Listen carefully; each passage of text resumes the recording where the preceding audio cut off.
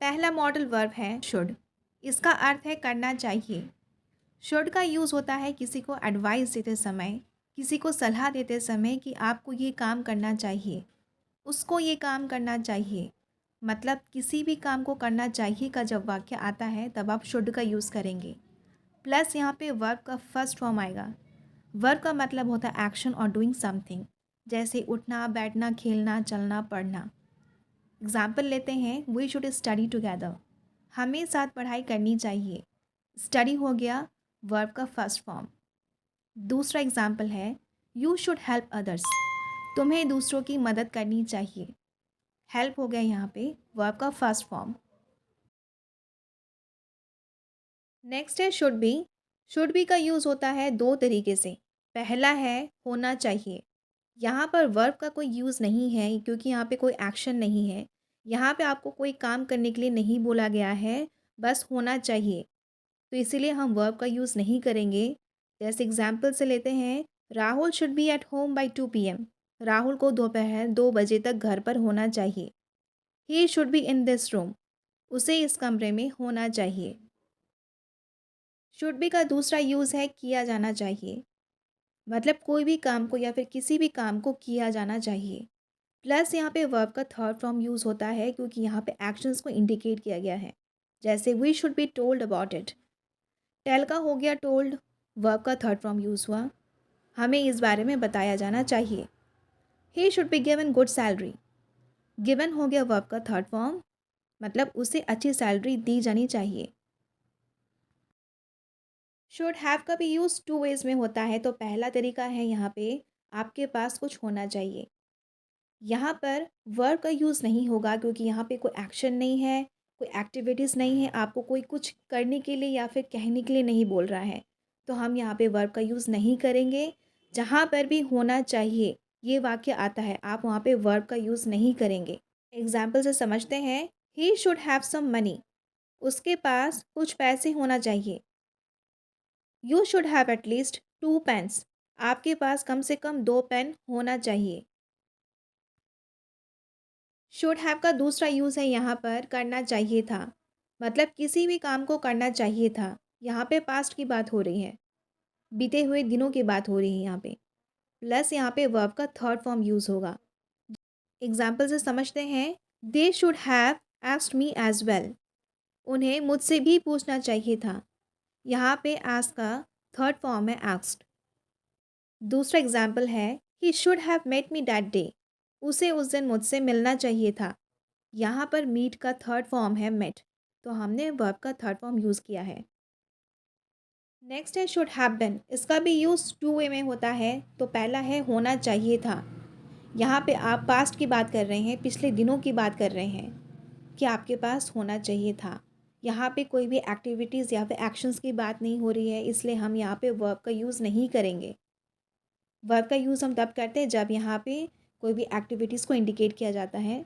तो बस जहाँ पर भी होना चाहिए का वाक्य आता है वहाँ पर हम वर्ब का यूज़ नहीं करेंगे। एग्जाम्पल से समझते हैं, he should have been here with us.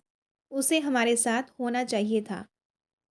Next example है, Riya should have been in gym at 10 o'clock। Riya को 10 बजे जिम में होना चाहिए था। शुड हैव बीन का दूसरा यूज़ भी जान लेते हैं। इसका यहाँ पे अर्थ है किया जाना चाहिए था। मतलब talking about the past days, पिछले दिनों की आप बात कर रहे हैं कि उस काम को किया जाना चाहिए था। प्लस यहाँ पर वर्ब का थर्ड फॉर्म यूज़ होगा क्योंकि यहाँ पे एक्शन है, मोशंस हैं, एक्टिविटीज़ हैं। जैसे he should have been sent to jail.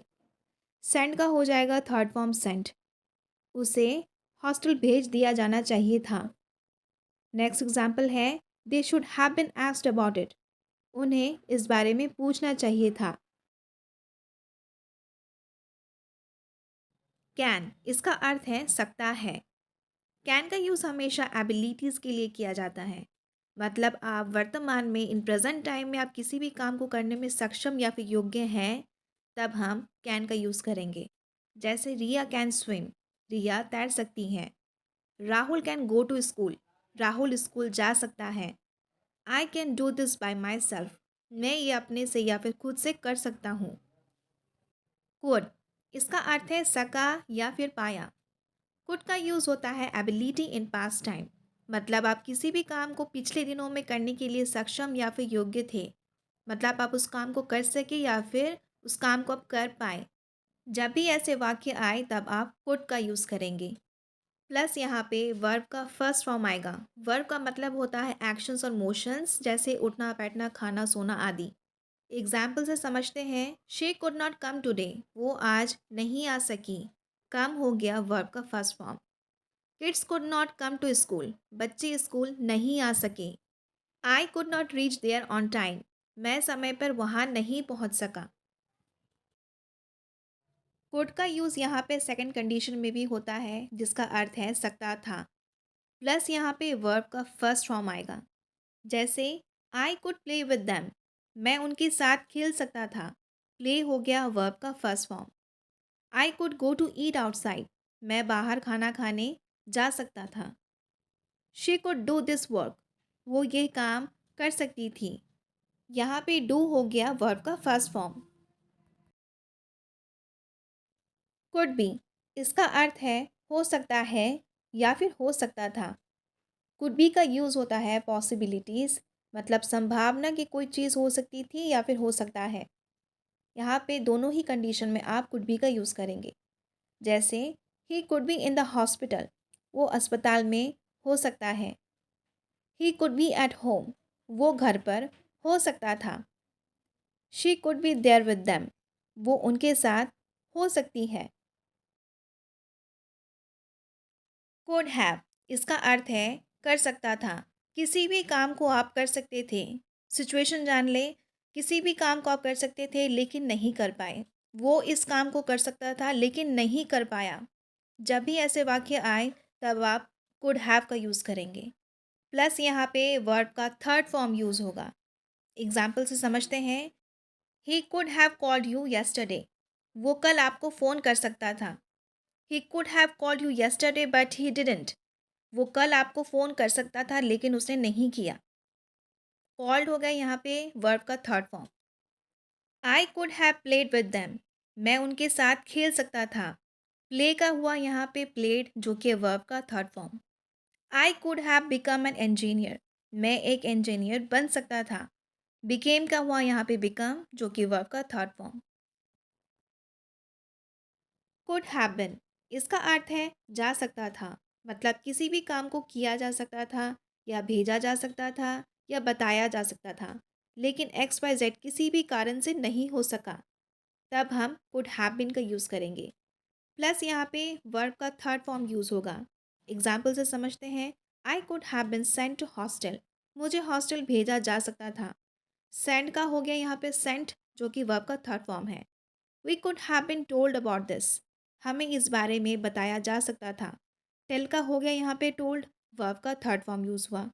We could have been informed, हमें सूचित किया जा सकता था। इन्फॉर्म का हो गया यहाँ पे इन्फॉर्म्ड, वर्ब का थर्ड फॉर्म।